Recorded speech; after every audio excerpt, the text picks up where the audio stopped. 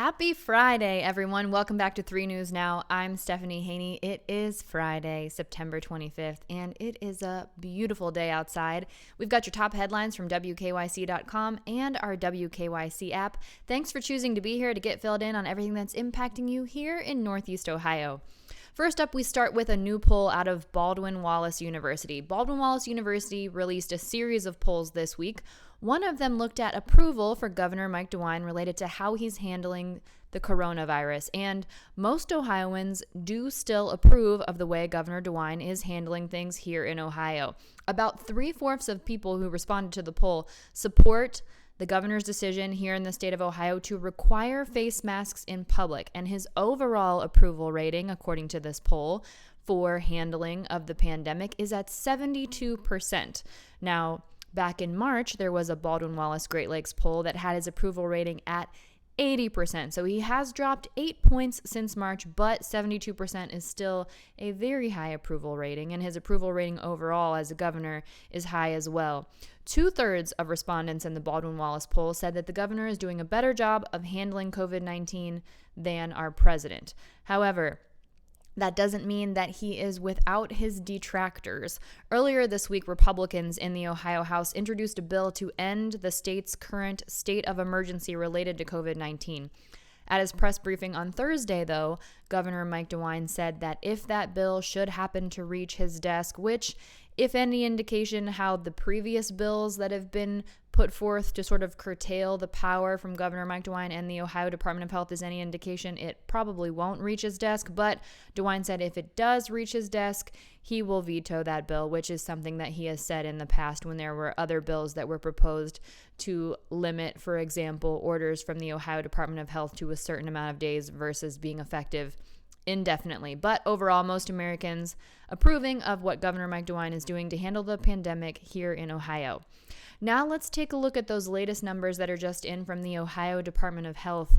Not great news with the number of reported cases today. The cases are back up over 1,000 today for the first time in a little while, and they are well over 1,000 actually, but reported deaths are down for the last 24 hours. Here are those exact numbers. In the last 24 hours, there have been 1,150 new reported cases of COVID-19. That's up from yesterday when there were 991 reported cases of COVID-19. So over the past 4 days, we've seen an increase each day in that number of new reported cases over the past 24 hours. The total number here in Ohio is almost at 149,000 now, dating back to March 9th for the total number of COVID-19 cases that we've seen in the state. But our 7-day average testing positivity rate is down from Thursday. It's at 2.7% now, and that World Health Organization threshold is 5%. So we are well below that. So that's good news there. For all the COVID-19 tests being done in the last 7 days, 2.7% of them are coming back positive. In the last 24 hours, there have been 19 new reported deaths. That's down from yesterday when there were 28 new reported deaths, and down from the previous day on Wednesday when there were 52 new reported deaths. The total number here in Ohio is now at 4,734. The total number of new hospitalizations, this is where we start to get into that data that's more real-time data. In the last 24 hours, 76 new hospitalizations. As of right now, there are 595 people who are currently hospitalized being treated for COVID-19. That's up 9 from yesterday. And out of those nearly 600 people who are hospitalized, 194 of them are being treated in the ICU for COVID-19. That's just about a third of all people who are hospitalized with COVID-19 being treated in the ICU. That's a percentage that has been staying pretty constant for as long as we've been looking at those two numbers compared to each other. We've seen 15 new ICU admissions here in Ohio in the last 24 hours, and our statewide hospital bed occupancy rate is at 75%. So that means 25% of our hospital beds here in the state are available for people who need to be treated in a medical care facility. Now let's take a look at the national and the global numbers for COVID-19, and we're going to take a look at how those numbers have changed since Monday. These numbers are so large and it's sort of hard to wrap our minds around them, so we're constantly trying to think about ways to convey the meaning of these numbers. So today we're going to take a look at the staggering changes since Monday, just in the last 5 days. These numbers come from Johns Hopkins University, by the way. Here in the U.S., we are getting very close to 7 million reported cases of COVID-19.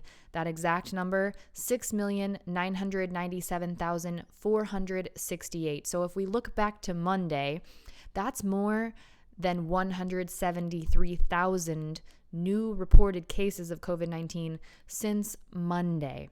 We take a look at the total number of deaths, which on Tuesday, we had that grim milestone of hitting 200,000 deaths related to COVID-19 here in the U.S. The number today is 203,147. So if we look back to Monday, that's about 3,500 new COVID-19 deaths in the U.S. reported in the last 5 days since Monday.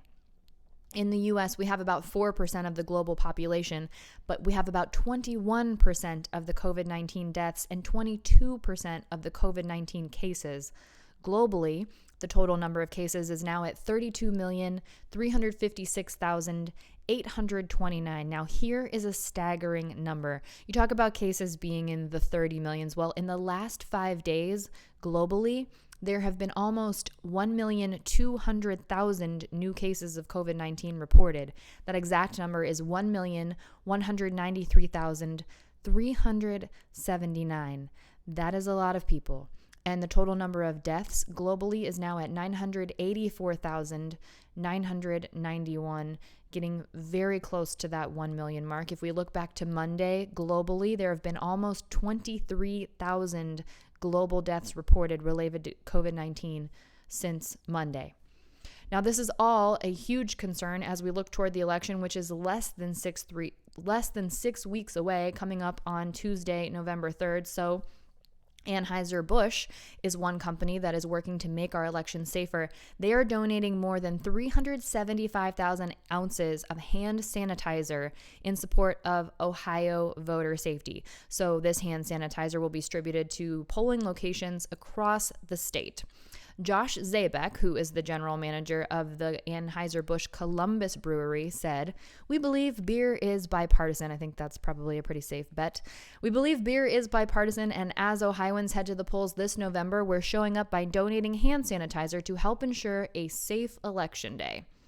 In total, more than 8 million ounces of hand sanitizer will be donated to election offices across the country by Anheuser-Busch. Now, this is part of a broader program. They're collaborating with the National Association of State Election Directors, also the National Association of Secretaries of State, and the Cybersecurity and Infrastructure Security Agency. Interesting collaboration there.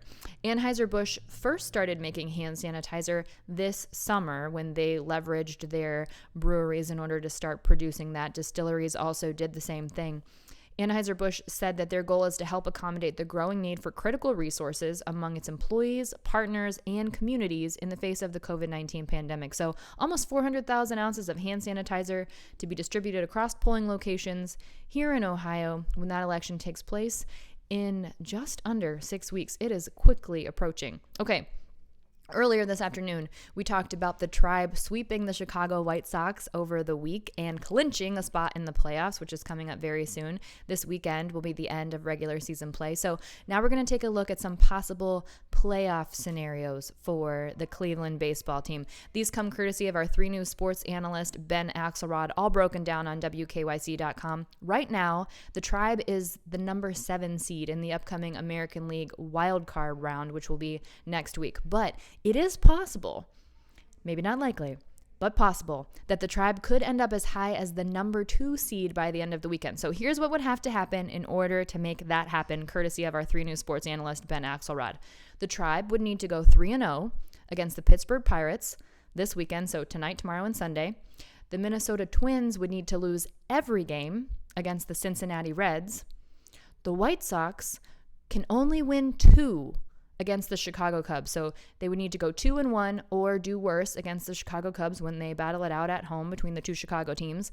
And the Oakland A's can only win 1 against the Seattle Mariners. So if that happens, the Tribe would win the American League Central Division, and then they would rank only behind the Tampa Bay Rays in playoff seeding.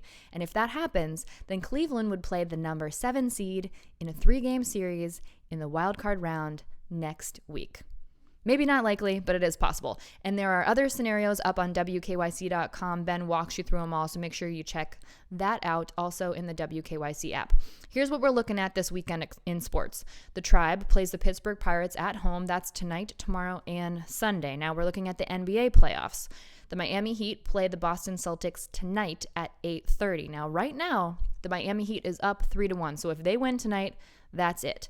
If they don't win tonight, they'll play again on Sunday at 7:30. And then the Denver Nuggets play the Los Angeles Lakers Saturday at 9. The Lakers are also up 3-1 in that series. So if the Lakers win on Saturday, then that's it for them. If not, they'll go into next week to finish out this round of the NBA playoffs before they move on to the finals with the top 2 teams in the NBA.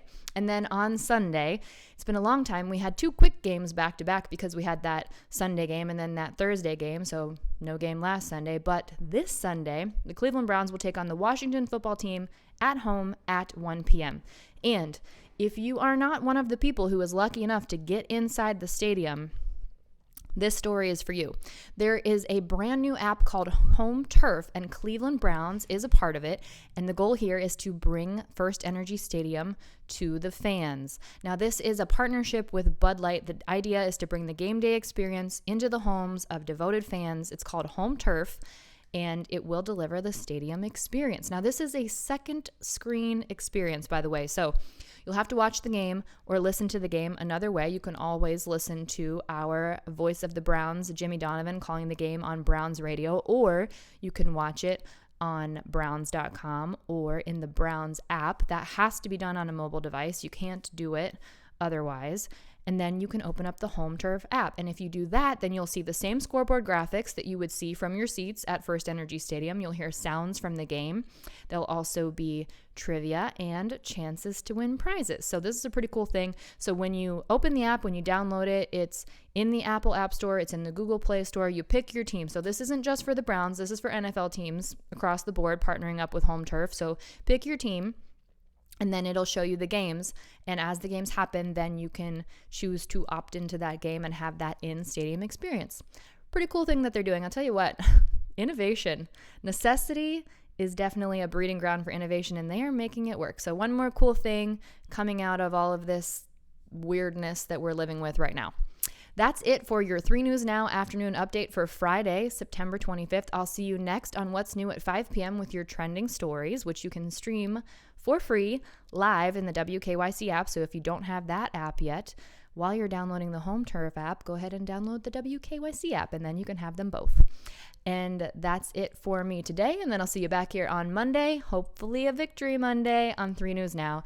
Everyone, have a great weekend. Enjoy this beautiful 80-degree weather that we're supposed to have. And I'll see you back here on Monday. Stay safe and be well. I'm Stephanie Haney.